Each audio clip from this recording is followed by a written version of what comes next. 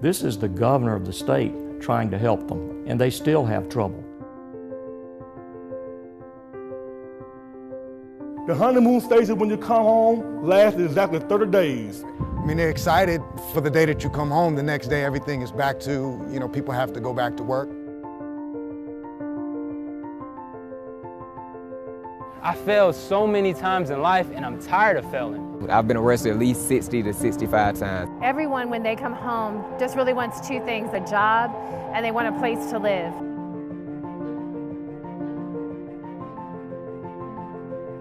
It's time to think differently about reentry. People do need to be punished for their crimes. That's our job. But when this punishment is over, when their sentence is served, these citizens are going to be rejoining our communities in numbers of over 600,000 across the country each year.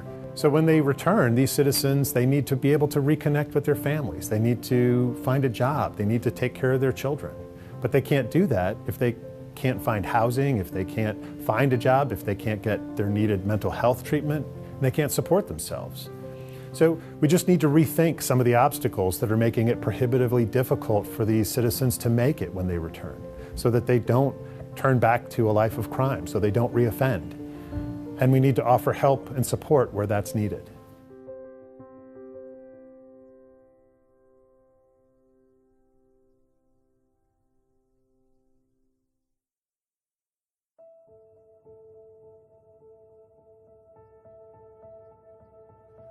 The most important thing, not to step on no toes up here, in my opinion. I'm not coming from a level of academia. I'm not an attorney, all right?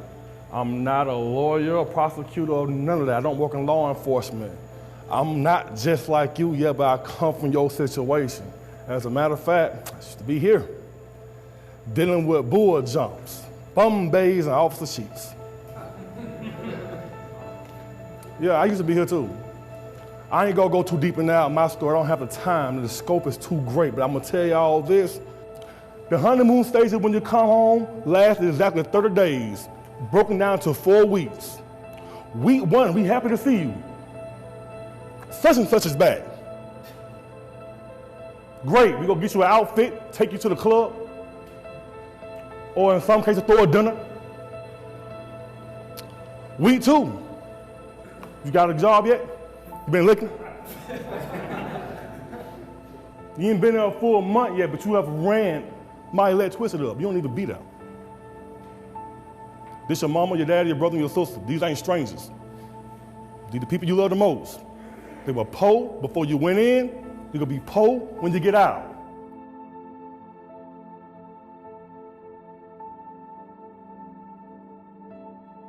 Because I actually went in prison when I was 18. So when I got out, I was still 18 years old mentally. And so you're just talking about a young man that was tied up in a grown man's body. And so I was excited. It was like a new experience for me. But when I got out, it was totally different than what I had expected. It was totally different from what I had planned because the challenges was a lot different. And I realized that I had went, by me going to prison at such a young age, I didn't have an opportunity to take on the responsibility as an adult. So when I got out here, man, not knowing how to balance checks, not knowing how to turn on lights, not knowing how to apply for an apartment, not knowing how to fill out an application, do a resume. Shoot, to some point, not even know how to go grocery shopping. Because when you're a convicted felon, of course, you're gonna be rejected a lot. The most challenging part was I had to smile even when I wanted to frown or cry. You know, I had to keep smiling because I was determined to be successful and I was determined to make it. But like I say, when you're in prison for so long and things are given to you, everything is just laid out for you, you get out here and now you have to, do everything yourself. So,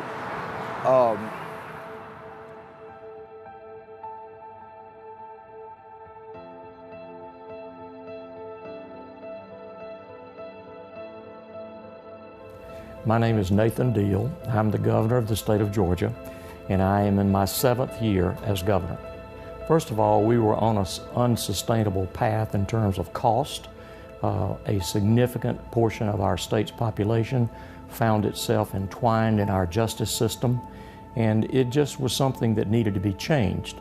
Well, you know, as a young assistant district attorney, which was early in my legal career, I just noticed that there were the same faces that kept appearing before the court. Now, I didn't pay a whole lot of attention at that stage of my career as to how do you stop that. I just knew that this was a frustrating fact of seeing the same people, usually back for the same kind of offenses, and in hindsight, realizing that most of those reappearances were based on addictions. Later, I became a juvenile court judge. My frustration there was that I didn't have very many choices or alternatives. I could either send them to our state system for juveniles and lock them away, or I could return them back to the home and the environment in which they got in trouble in the first place, with very little effort to be able to change the direction of their lives. Neither of these alternatives were very satisfactory. So those were two of the background pieces, I think, that caused me to look at this in a serious fashion.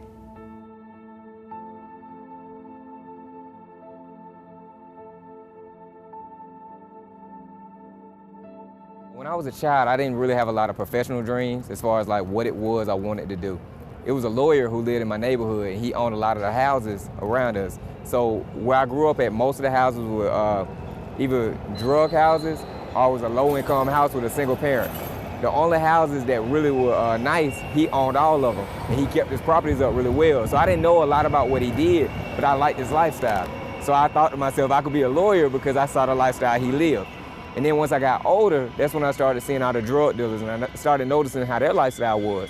And because I didn't really know the lawyer and I didn't know how he became a lawyer, I decided it would be easier to be a drug dealer and live that lifestyle because it seemed more in reach. I've been arrested at least 60 to 65 times, at least. Once I got arrested right here for the first time, it seemed like a cycle. It seemed easier. Every single time it just seemed more normal. And just in one county, in a 6-year time period, I've been arrested for over 15 felony offenses, spanning from drugs to guns to all kinds of different things. And sitting back looking at that sheet of paper and looking at what my life used to be and how I used to be, it blew me away just to see how short of a time period that is and how much I did in just that short of a time period.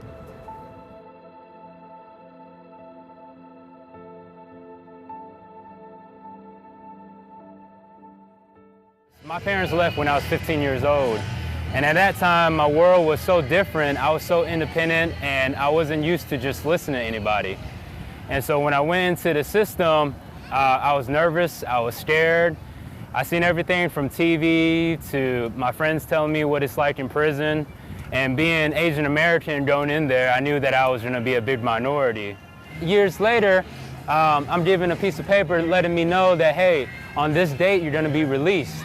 And so the feeling of being released is like almost winning a championship or going to the Super Bowl, because it's like this title that you didn't expect to get, that you never thought it was coming, because when you're behind bars, you wouldn't think that you would get out one day. It's so far, and then when you're finally at the finish line, you can see yourself getting out. It's almost unreal. Believe it or not, we judge ourselves because we kind of believe where we stand in society based off what people tell us. You know, you can't get this job because you have a background check. You can never be in a financial industry because you have a criminal record. And then you start believing this stuff, you start giving into this stuff, and that's when recidivism and things that happen, like doing what you're used to doing, selling drugs or going back to the old ways, because you're kind of disbelieve that, oh man, when I was in prison, I thought I was gonna be a overcomer. I thought I was gonna be this achiever. And then reality sets in that you can't do this, you can't do that. And you start believing in it, and once you disbelieve that you can believe to do something, that's when everything kind of just crumbles. If you can't believe in yourself, how can you convince somebody else to believe in you? I actually grew up in a lot of domestic violence, and I really didn't have a lot of hopes and dreams when I was a child. I just really didn't think about that. I just wanted to get out of the house. I just wanted to be gone. Pulaski is a women's state prison, and I went there for trafficking methamphetamine. I was in prison once before, and when I came out, I couldn't even get a job at McDonald's. I mean, I put application, and you know, I just kept getting shot down left and right. And I got back into construction, and when the weather's bad or what have you, you're out of work for a period of time. And then, you know, when you have dependents and people depending on you, you have a whole household depending on you, what else? You're going to go make the easy money again. It brings a lot of regret. It brings a lot of, I wish I would have not done this. Being a high school student with a 3.8 GPA and 2 basketball scholarships, I was incarcerated for 11 counts of armed robbery, 5 counts of aggravated assault, just for being the driver of the car that my mother purchased for my graduation gift. Pick up a tray. I went to a cosmetology school, Empire Beauty, here in Georgia. Yeah, we'll take you in to come to school, but when you graduate, you have to go to the state board to get licensed. And I know from my experience, you can do hair, but if you get caught doing it without a license, where am I going? Back to jail, and that's not where I'm trying to go. So to get just to be a cosmetologist, just to dye somebody's hair, just to perm their hair, to braid their hair, wherever the case may be, put curls in it with the curling iron. You mean to tell me I can't get a license for that? So I'll try to be a barber. You can't get a license for that. So what do you tell a person like me? For so long, I just made it a habit to lie on my application and worked at a place until they ran that background check. And I said, they have to tell me that I have to leave. They're going to tell me that they can't hire me any longer. And what happened was I started to take jobs for short periods of time just to try to accumulate as much money as I can until I was able to get on my feet. So then I thought about it. I cannot be the only person going through this. What are people doing when they get out? I know I can't be the only person going through this. And so, so then I said, okay, well, maybe entrepreneurship. That's the one thing they don't do a background check. Oh, thank God. Thank God. So the first thing to talk about with a criminal record is that 70 to 100 million people in America have a criminal record. That's anywhere from a quarter to a third of the population almost. Some estimates are that 30% of working-aged adults in America have a criminal record. To put this in perspective, that's almost twice the number of those who are impoverished in America. It's almost 9 times or 10 times the number of veterans in this country. It's a huge part of the population. Here in Georgia, it's almost 40% of the population. So big chunks of the population have a record. And by record, we talk about someone who's been arrested and or convicted, because both can become a problem for you if you're trying to get a job, if you're trying to get housing, if you're trying to go back to school, if you're trying to get some kind of benefit. You know, it seems that because a person gets a felony or a person goes to prison, somehow society has come to the point where we write them off. And we need to understand that these are individuals who are coming out of prison, and whatever their offense was or whatever they were convicted of, they have paid their debt to society. They still have families that are dependent upon them. They're still human beings and individuals that are in need of just the general necessities to sustain their lives. So that they need to work.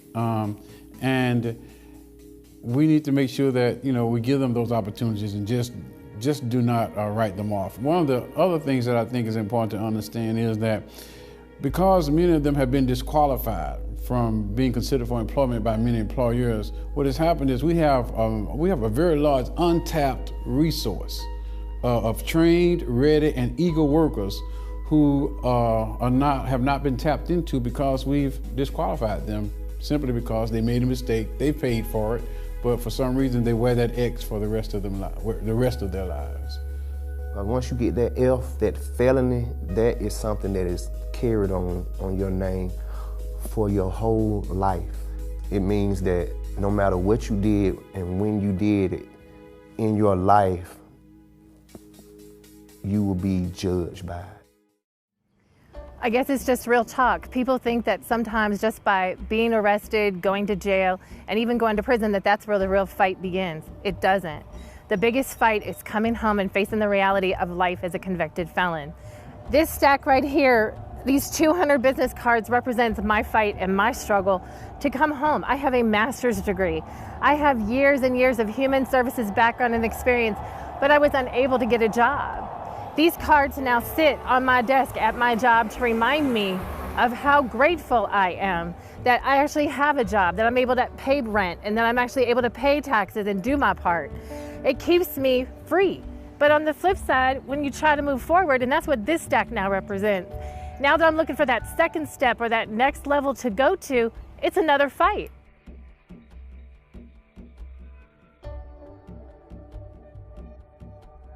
I was incarcerated for conspiracy to traffic marijuana.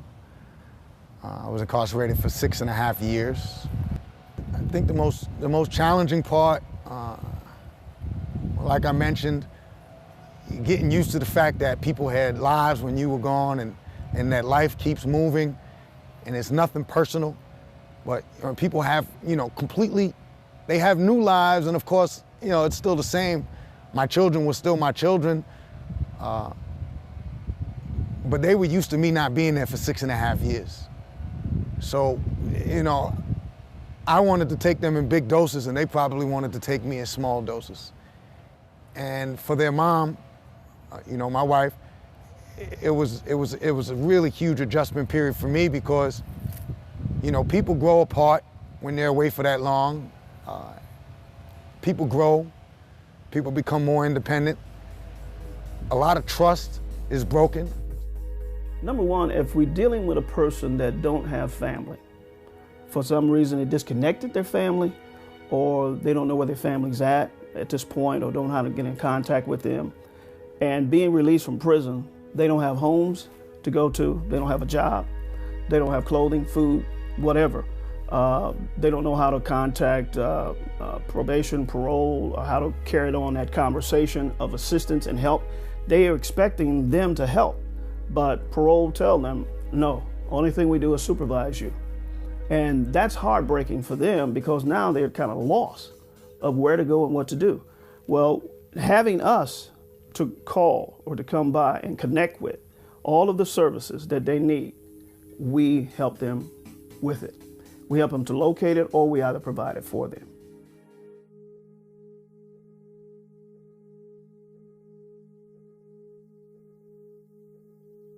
We understand why employers are often hesitant to hire individuals that have been previously incarcerated. They might have skill gaps, might not have been in the workforce for a very long time. There are other things that may attribute to them not being the best employee that they could be. But listen, the Urban League believes in cognitive restructuring.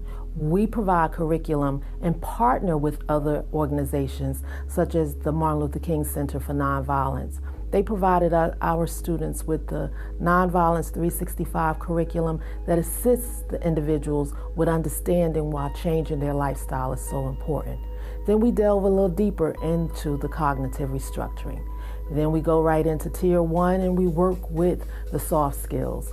So understanding that the person is adjusting, is reacclimating to society is important, but the employer needs to understand that they are not alone. The Urban League is here with them to support the individual throughout the process.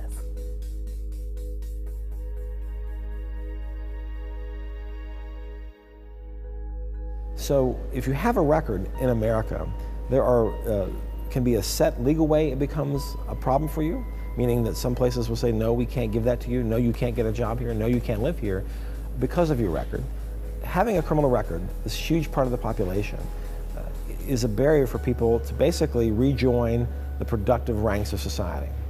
So in Georgia this past year, thanks to Governor Deal's work around criminal justice reform, there was a bill that passed that basically took the ban-the-box framework and applied it to the licensure process in Georgia. So what that means is that now going forward is that licensure boards and these folks who have to make a decision are given a perspective, a framework, a paradigm for how to deal with that record. I have had the opportunity and the good fortune of being able to try to help some of these individuals who are returning.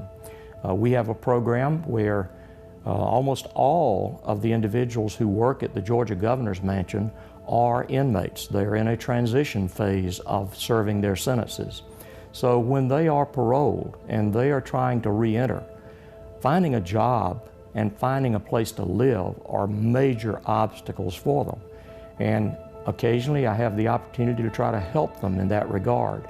And I think to myself, this is the governor of the state trying to help them, and they still have trouble. Just think about all of those who don't really have anybody to stand up for them. Just imagine what their obstacles might be. When you look at it from a personal perspective and you see it through the eyes of a returning citizen, the obstacles are huge, and it takes all of us, hopefully, with the right change of heart in some cases, to be able to try to come to conclusions that they deserve our help. First of all, they've paid their price, they have returned their debt to society by serving their sentence, and now we don't want them to come back into our system. But if we do not do the things and help them have the essentials that they need not to come back, then the facts of life are they will come back. If we want to keep our society safe, we should be all interested in reducing recidivism.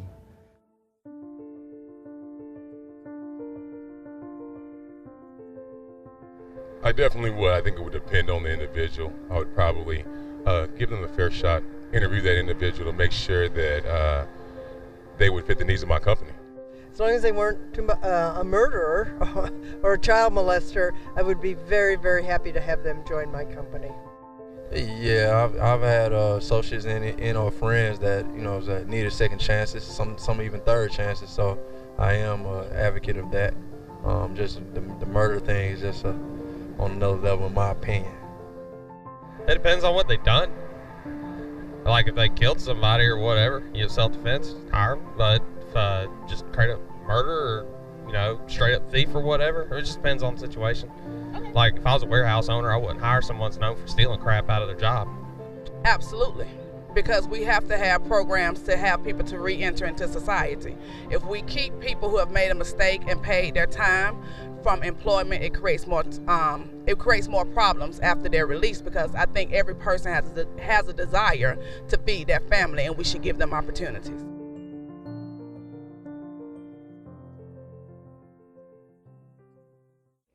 I think you take each individual case by case, and you really need to, and it happens regardless of whether they have a criminal record, that you need to try and understand that person, their core values, and specifically in the case of a criminal record, we as a society assign some value or some penalty to things that people are convicted for, and if we're going to assign that penalty and that person has paid that price, really and truly we should say the contract is complete. They have fulfilled their duty, and they should have an opportunity. Now, one still needs to meet and discuss with that person and get a feel for whether that really is. Now, I, in the case of a criminal past, go directly to it when interviewing somebody and want to see if they've learned from it.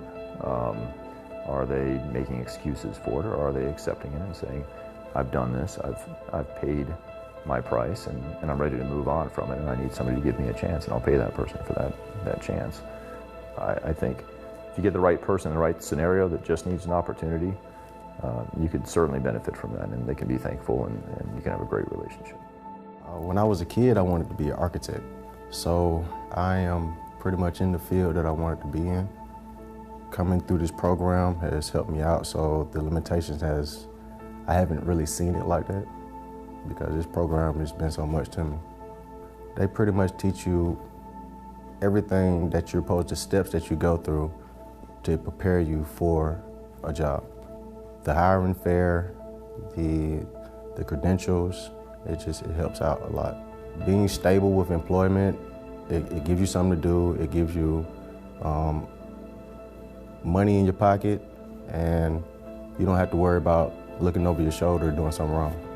I think more of the people who come out of prison or a county jail is willing to work hard if they're willing to change their life. But it has to be inside that person. They have to want to change, and if they're willing to change, then they're gonna want it. They're gonna strive hard for it. The inmates do all of the county's work, from paving roads to patching to janitorial, parks. As you came in, you saw a lot of heavy equipment to the left. That's our shop. And they do all the maintenance work for the vehicles. So actually we give a certificate to them for just job skill development. And one of the aims of a county camp is to get inmates into the habit of job habits, getting up in the morning, reporting to work on time, that sort of thing. I've actually learned how to pave. I picked up the paving trade while I've been here. I did that for 18 months and I've done quite well at it. I know every little bit of it, so I can do that by myself, driveways or whatever, or work for a company if they'll hire me. When I came to prison, which believe it or not, I was a general manager, 2-man in the truck.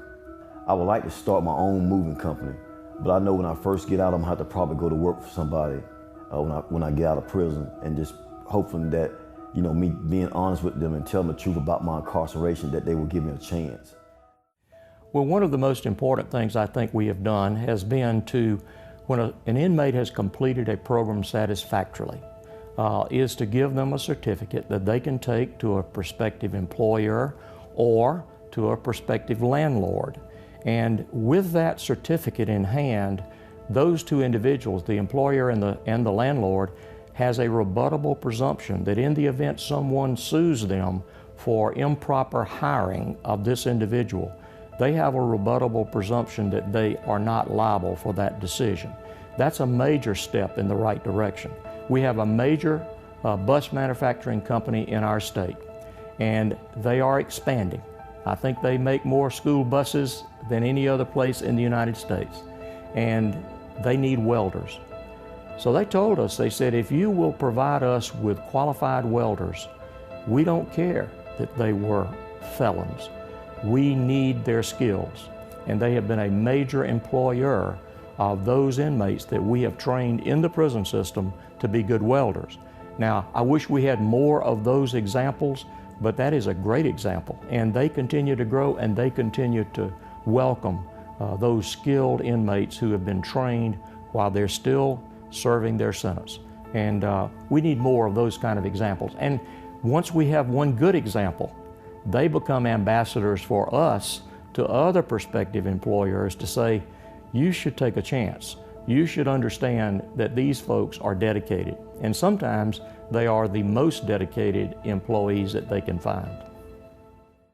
Construction Ready started about 3 years ago. We heard about a need for jobs for residents on the west side of Atlanta, and at the same time the construction industry had a tremendous need for workers, and so we felt like there was a win-win opportunity there, and so we worked with the local construction industry leaders to create the Construction Ready program. Construction Ready benefits folks who are transitioning out of prison because we have relationships with employers who are open to folks with backgrounds. It's you know, the construction industry is a very tolerant industry, is what we tell folks, is that, you know, there are a lot of employers in construction who are willing to give folks a second chance. And so I think that's why we've been so effective at helping people find jobs, is that we just have very understanding employers who just want good workers. They don't really care what their background is. They just want somebody who's going to come out there and show up on time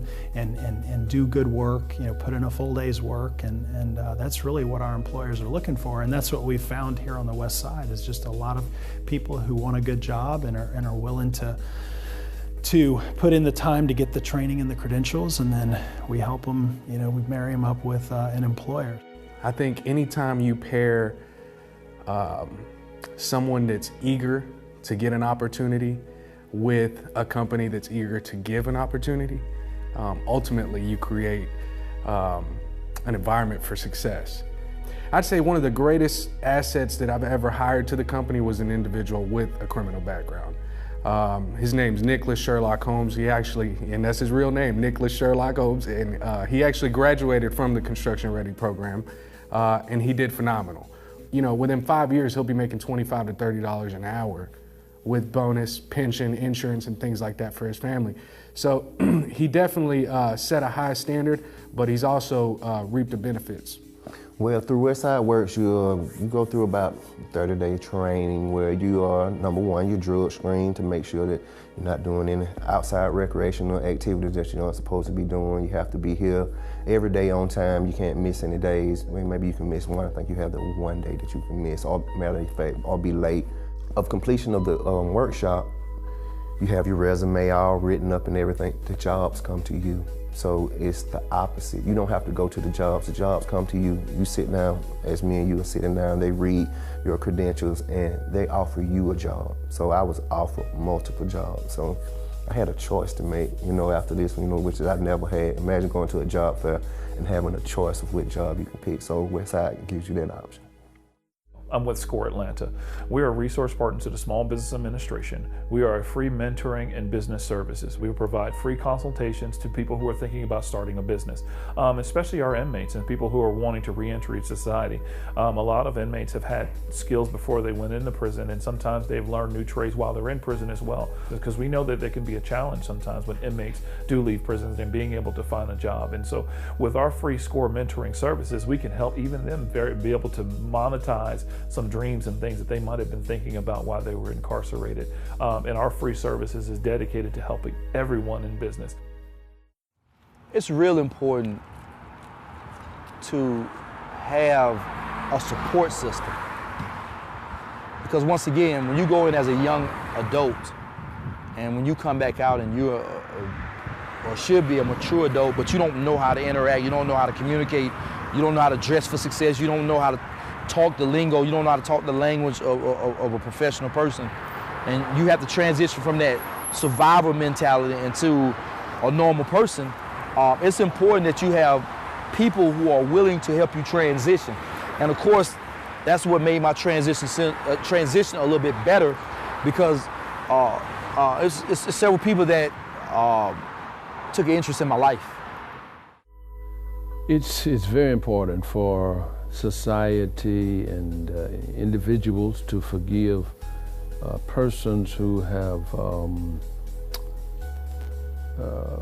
violated the law and have been punished for it, to give them another chance for several reasons. First of all, I'm a Baptist preacher.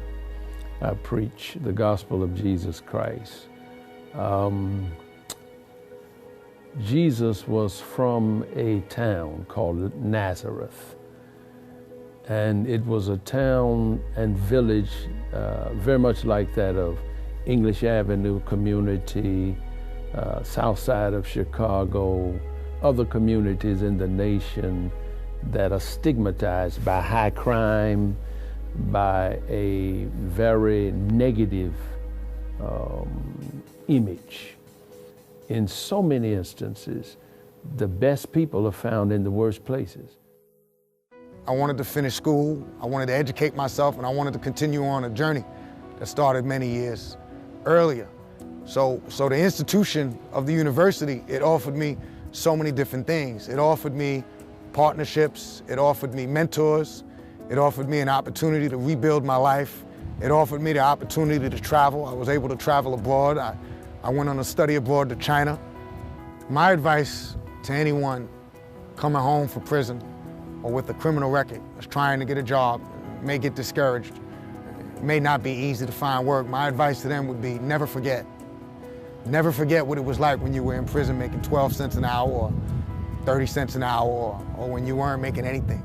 Never forget those days when you told yourself, I would take any job. I would scrub floors in McDonald's. I worked the bathrooms and clean the bathrooms in McDonald's if I could just go home.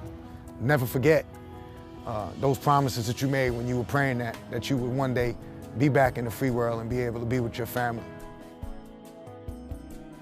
We found that there's a gap between the time a person is released and the road of success or road to failure. There's a gap. Depending on which force moves forward the quickest and connect, depends on their success. We are the success. So we got to move forward and close that gap. So when they leave prison, they step into a road of success, not having that chance of negativity. You've got to have employment. So if we can get them employed first, housing and other things, can just fall in line. Because people don't mind bringing you in if you got a job. Grandma said, I'll bring you in, grandson, however, you got to work. But if you come in with a job, everybody, mama, granddaddy, uncle, niece, nephew will bring you in because you got employed, you got work, you got some ends. My first job that I got, that I consider my first serious job, I worked at a printing company that was on P Street, right up the street from here. When I went through the interview, they told me they couldn't hire me because of my felonies and because of my background. And I told the employer that I felt sorry for their company because if you hired me, I would be loyal to you because I know I can't go anywhere else. So I sold myself. I told him what I learned in the streets. I told him that I managed this many people, that if I could make it selling drugs, then I could make it doing anything. And he gave me a handshake, told me he was proud of me, wished me the best. And when I left, he called me the next day and he said he thought about it. And he offered me a whole nother position. So I ended up getting a job because I believed in myself. I believed that the skills I learned in the streets, they transferred over. And I really felt like if I pushed myself, somebody would see that in me. Everyone, when they come home, just really wants two things. The first things they want are a job and they want a place to live. And I can honestly tell you, as a convicted felon, trying to do both of those things is the hardest challenge. But it was not governmental agencies, programs, or even organizations that provided me with housing and or that first job opportunity. It was individuals, it was people. It was people who looked at me, heard my story, and just sat down and did an eye-to-eye, gut-to-gut, heart-to-heart check and said, you know what, let's give you this second chance. The other day, my son asked me, what wakes you up every morning? And that's touched me inside because I didn't know what wakes me up. Not too long ago, I found that failure is what makes me wake up. I've been failing my whole life. My parents left me. I failed while I was in prison. I missed my son's birthdays. I failed so many times in life and I'm tired of failing. Falling is the easy part. The hard part is learning how to get up. And so those are the things that I want to inspire people that, no matter what background you come from, if you put your mind, heart, and soul into it, and with a little bit of help and belief, you can do anything that's possible. And our state is hopefully being a pilot example of the kind of changes and innovations that'll be successful, and hopefully other states will be able to follow. The Urban League of Greater Atlanta has been assisting the disenfranchised individuals in our communities for almost 100 years. And during this time period, we've seen some attributes in individuals that have made them a success. Some common entities. One is the determination that they come out with that this is the very last time. They've made up their mind that they're going to accept the help that they need. They're going to lean towards education. They're going to make their family members proud of them, and they're going to do whatever it takes. So being focused, being committed, accepting responsibility, and the positive navigation of our case management team and their receptiveness to it has made them successes, and we're proud. I've got so much going for me. I went through the RSAT program at Pulaski, like I said, which is a residential substance abuse treatment program. And then I went to the Metro Transition Center. I was there for 10 months. And while working there, I got hooked up with Urban League and signed up for the CDL courses at Atlanta Technical College. Urban League gave me classes on etiquette and entrepreneurship. They helped prepare me for the compass test to take the college entrance exam and everything. I blew that out of the water thanks to them. So I went through classes and got my CDLs. They also put me through the Martin Luther King's 365 nonviolence training. I have hope now for the first time ever in my life. The single most important thing that a returning citizen needs after being released is a job as a start. Employers in Georgia need to give these returning citizens a second chance if they've shown that they want that chance, if they can take that chance. Because that first step will be a productive step to getting them back into that productive and honest life. Because it's going to take all of us working together so that when a citizen is released from prison and wants to turn his life around, that the sentence really does end. That vicious cycle of reoffending and re-victimizing and reharming the community is over. and that citizen can instead return to his family and return to be a positive part of our society. And that is when the sentence really does end.